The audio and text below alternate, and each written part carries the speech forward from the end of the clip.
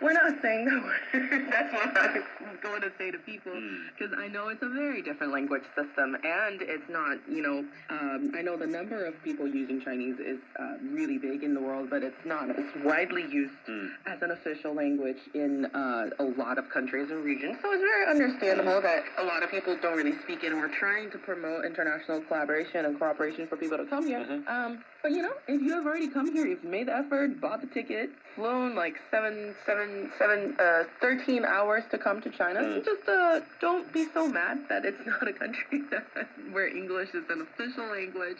But I think we've talked about this before multiple times actually. If you're living in Beijing or Shanghai, all of these bigger cities like Wuhan, Shenzhen, these bigger cities, most young people, like younger people that or if you walk around any of the business districts in these cities, you most likely will have no problem asking for directions or just looking for help and just really navigating around. As long as we're talking about this, it's a good idea to learn some Chinese. Get one of those phrase books. The first thing you're going to need to know is not 谢谢 or 你好. You need to know 我要这个. That covers so many things. And you don't even need that actually. You could just say 这个. That's it. Just this.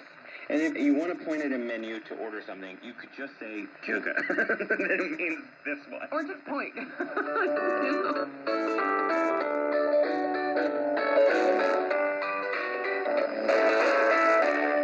Okay, so I want to talk a little bit about confusion about looking at contracts. So I pulled one up.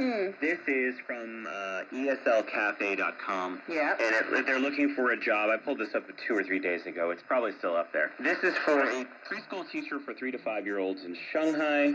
Sorry, Shanghai, I guess. That's the English pronunciation. This is CNY 40,000, 45,000. This is upper pay for us. So usually this job is for someone who has experience for this kind of pay. So don't expect you're going to get it this high, but it talks about the school and it mentions the requirements. I want to talk about the requirements for a lot of these kinds of jobs are actually very negotiable. So if it says PGCE, what that means is a teaching certificate, not a TEFL certificate, not a CELTA, but an actual 1 year or 2 year teaching certificate from a university back home in England or America or wherever. Now, actually, these are not always required. If you are an English teacher, you can just get a TEFL, and sometimes the company will pay for you to get a TEFL, which is a teaching English to foreigners, foreign language certificate, and they will sometimes hire you anyway, especially when there's a great need, like right now. Sometimes you don't actually need to be fully qualified in the way that the advertisement says. Some of them will say 5 years experience required or 2 years experience required. Actually, they don't usually mean that. So you can actually get away with just saying you have 2 years experience working. You have to realize that these things that say basic requirements are very, very flexible actually. It's kind of the same situation when you look at other job posts and they're like, I have 8 years in the logistics industry. But if you really only worked in the industry for 3, but you just think you know about the ins and outs, you could go for it. And once they see you, usually the 8 years is not like a cutoff time. It's not like if you haven't done 8 years, you're not even qualified for an interview opportunity. And once you do get an interview, then it's really who you are and what you can bring to the table. So it's not like, in that sense, it's the same with any job you would look at if you just get deterred from all of the requirements, the qualifications, and you decide that if there's one thing that I don't meet, I won't even consider applying for this job. You're missing out on a lot of opportunities. Same thing for these job posts. Another thing, so in America, oftentimes people don't get, unless you work for a big company and you're in a professional career, you don't get a lot of vacation days. But the good news is English teachers in China get a lot of vacation days. Yeah. This one says 25 paid public holidays, Christmas holiday, and 8 paid personal leave days. For an American, that is an enormous amount of vacation time, actually, because sometimes you'll work at McDonald's and you'll have 0 vacation days or whatever. And so this is, yes, you're going to have time to go travel and to go to Sanya Island, which is the Hawaii of China, to wherever and do cool things. Plus, all these jobs, it's required by the government. They give you medical insurance. So you'll have either the People's Insurance, which I have, or you'll have an international insurance where you can go to all these fancy clinics. There was a job opportunity a couple years ago, and I really, really wanted it. And then the biggest the biggest advantage for a job for me was that the medical insurance was Precision United. I was like, I just want to go there for no reason, because it's like there's a coffee shop on the first floor. Oh my gosh. You're so bougie, Alex. I just want to walk around a hospital with coffee in my hand for no reason. But I have cancer, but at least I have this cappuccino. I know that's my outlook on life. I just need my coffee. But it is really good package, and I have this. I could say this firsthand because I actually got a job offer from an international school. I had to turn it down for different reasons that are not related to the benefits and stuff, but I did say that they were going to have 10 weeks vacation time every year. You have 10 weeks off, and compared with what I'm doing right now, I have to say that was super, super, super tempting.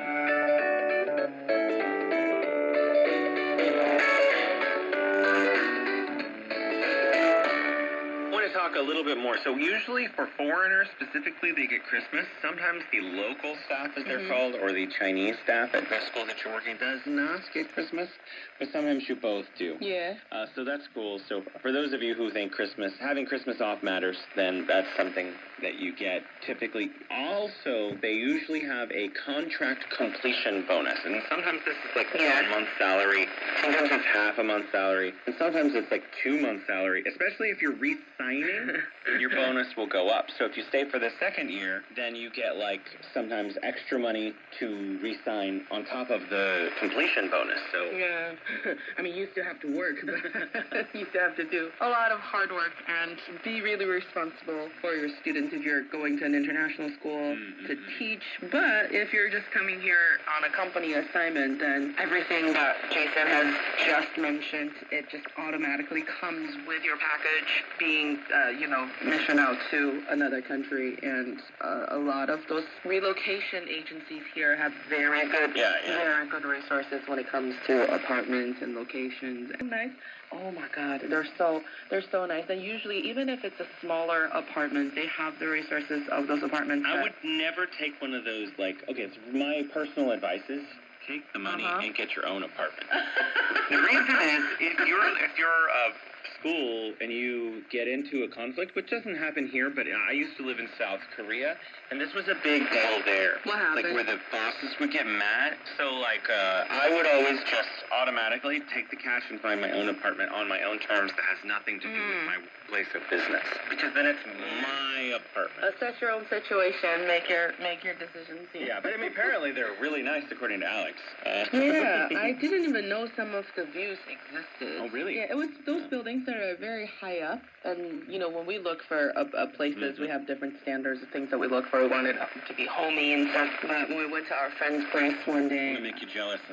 I already know what you're going to say, and you've made me jealous on the show before, Jason. This is a big time. Okay, well, I made my wife's family jealous. Like she has a cousin, and they were a little competitive. Like, oh, we're so cool, and you're just some English teacher. Oh, that's and so I busted out my phone, and I was like, this is the view from my apartment. They were like, your apartment? And I was like, yep. And I knew I won right then, because with the question. So we lived across the river, like from, or the train tracks from Guamao, on the south side in Pinghua. Yeah. Really high, like way up in the sky. And we were looking at like downtown Beijing. That was our view day and night. It was amazing that year. That's crazy. I would love to be. It was like, I felt like I was like in New York City or something. Because you look out, you just skyscraper land. Wow. Maybe we'll look at that area for our next Love to be able to have a view like that. Pinghua is great. You get a north-facing place in Pinghua, and you will just be like jaw-dropping every day when you wake up, because it's very, very, very nice. I think it caused the rent to go up there, though. Probably. All of you who live in Pinghua, come to Jason for your reimbursement. Up-to-date game analysis and news from the latest sports action. Subscribe to Background Story on Apple Podcasts, Spotify, iHeartRadio, and wherever you're listening to your podcast. Want to learn about world affairs in a more laid-back and accessible manner? Join us writers, experts, and analysts in the casual setting of the chat lounge to hear their personal experiences and opinions on major events and hot issues. Subscribe to Chat Lounge for free on Apple Podcasts, Spotify, or wherever you get your favorite podcasts.